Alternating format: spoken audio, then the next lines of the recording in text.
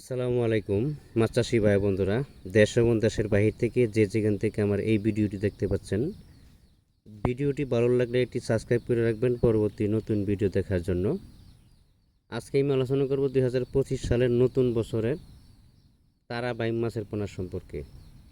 যারা তারা বাইম মাছের পোনা সংগ্রহ করতেছেন বিভিন্ন হ্যাচারি থেকে, ভালো জাতের দেখে, ভাইরাস মুক্ত দেখে, বড় ব্রড মাছ থেকে যে উৎপাদিত পোনাগুলো আছে, অর্থাৎ ফার্স্ট গ্রেডিংয়ের যে পোনাগুলো আছে, এই ধরনের মাছের পোনা সংগ্রহ করার চেষ্টা করবেন। পাশাপাশি আমাদের কাছে শীতল, বোয়াল, আইর সকল প্রকারের মাছের পোনা পাওয়া যাচ্ছে।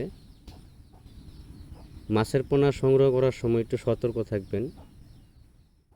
তারা বাইং মাছের পোনা কিন্তু গুণা সম্ভব না।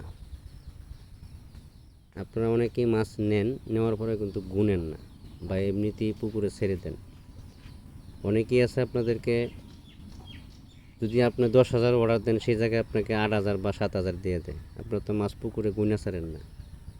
100% পুকুরে মাছ গুনা ছাড়ার চেষ্টা করবেন।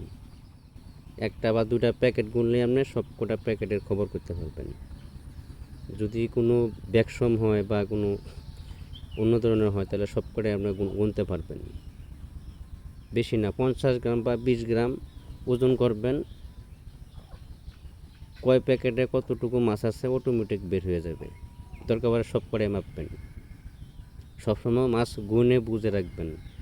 টাকা আগে দিয়ে দেন, সমস্যা নেই। কিন্তু আপনি মাছ গুনে যদি কম পান, ওনাকে আপনি কমপ্লেন জানাতে পারবেন যে ভাই আপনি কত পিস মাছ দিচ্ছেন। এই বিষয়ে যাচাই বাছাই করে মাছ সংগ্রহ করার চেষ্টা করবেন। অনেকে মাছ কম দিয়ে দেয়।